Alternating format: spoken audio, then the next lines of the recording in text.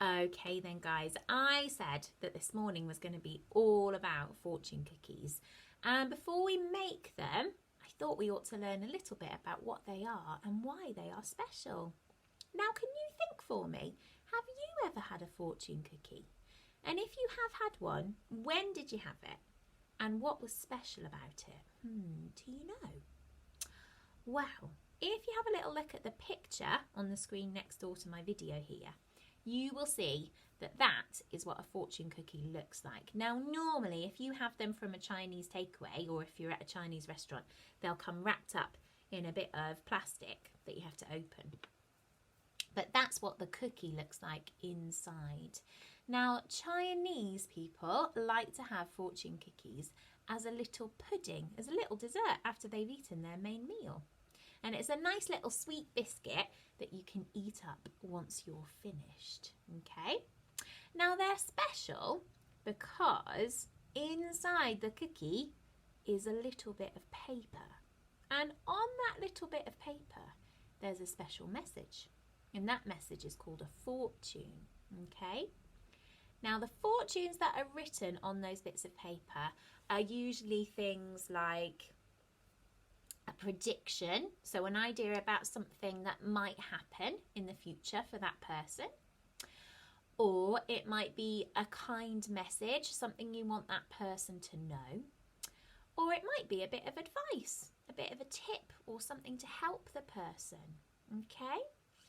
Now the cookie on the outside is often quite a hard cookie. You have to break it with your fingers to get the fortune out, and you have to get the fortune out first because you can't eat the paper.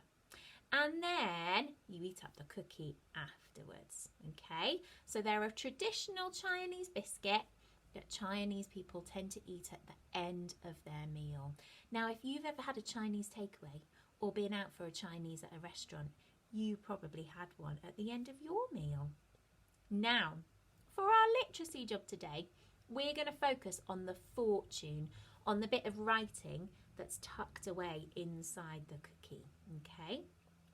Now, if you look on the next card, you'll see that I've included some examples of the different kinds of things that you might write as a fortune. What you're going to do for me today is you're going to choose somebody special, choose someone special at home that you'd like to write a fortune for, and then you need to decide what you would like to write to them. What little message would you like to give them? Shall I give you some examples? Some kind of things you might say, or the message you might write to them, is that you are very kind. So if you're writing it for your mummy and you think your mummy is very kind, you might write to her, "You are very kind." And that's a really lovely thing to do, guys, because sometimes we forget to tell our most important people what we think of them, don't we? So choosing something special that you can tell someone will really make them smile today. Something else you might write to a special person is you might give them a bit of advice to help them to do something. So you might write something like, "Keep trying really hard," or "Never give up." Okay? So that's a bit of advice that you could give someone to help them. The last thing that you might write about is that you might tell someone what you really like about them. So you might say, "You have a beautiful smile," or "Thank you for always helping me." Okay? So you've got 3 different kinds of things that you might choose to write to your special person. Have a little think about what you'd like to write. Ask your grown-up to read through the other examples I've put up for you. And of course, if there's an idea on those examples that you really, really like, borrow it and use it. That's absolutely fine. That's what our examples are for, isn't it? To give us ideas. So if you spot something on there that you'd like to borrow, of course you can. Or if you want to come up with a brand new one of your own, that's absolutely fine too. Now, to write your fortune, you're going to need to get yourself a strip of paper. Now, I've run out of white paper at home, so I've got a strip of orange paper, okay? But it doesn't matter. You could use whatever colour paper you want to, and probably the more colourful, the better, I'd say. So get yourself a strip of paper. It needs to be long, so it's long enough for you to write on, but we want it to be in a strip, okay, because we've got to be able to fold it up to put it in our cookie. On here is where you're going to write your fortune. So once you've decided what it is you'd like to write, get yourself a pen or a pencil and think about how you're going to write your lovely idea down, okay? Now, we did some writing yesterday, didn't we? And what did we think about to do with our writing?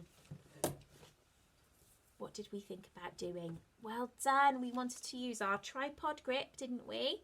We wanted to make our letters as neat and careful as we could do. And what did we have to think about carefully to help us to write? Our sounds. Well done. So again today, because we're going to do some writing, we need to be thinking about those same things today. Just getting my pen sorted. So I'm going to put mine on my little board today so you can see a bit better what I'm going to do. Okay. I think my fortune is going to be for all of you. Okay. And the message I'm going to write for you is something that I think that you've done brilliantly this half term.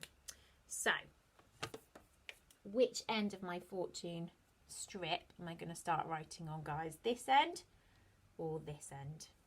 Well done. I always start from this end, don't I? Okay.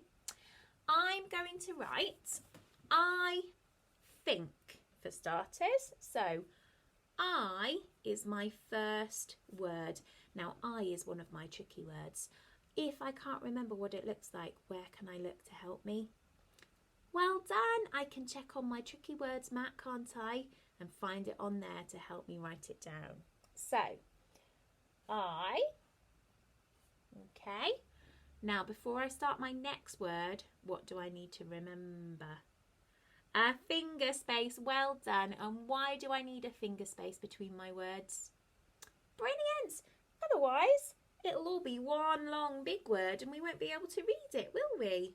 Our finger spaces show us where one word has finished and the next word has started. So, I think. Oh, it's one of our new digraphs. Can you remember? How do we write the sound down?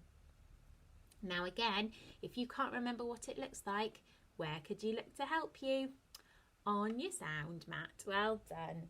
I think. So there's my digraph.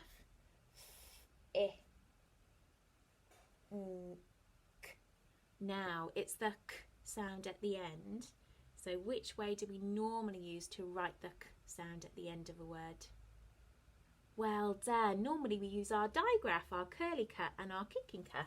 But on think, it's actually just our kicking cut. I think you. Now you is one of our tricky words that we've not learnt yet, okay? So remember what we talked about yesterday. If you come across a sound that you're not sure of, it's okay to leave it. Just write down the sounds that you do know.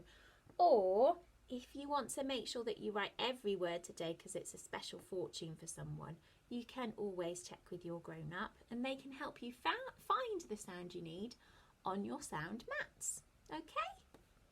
I think you are, and I've left my finger space again, and one more finger space. I think you are amazing. Okay. And what do I need at the end of my sentence, guys, to show that I've finished? Well done. I need my full stop, don't I? I think you are amazing. So that's my fortune, and I'm going to need to keep that nice and safe because, like I say, this is what goes inside our cookie when we've made it, okay? I think you are amazing. So hopefully, if you were going to be able to open up a fortune cookie from me today and you read this on the inside, hopefully it would make you smile. Right, guys, that's your first job for today then. Have a think. Who would you like to write your fortune to?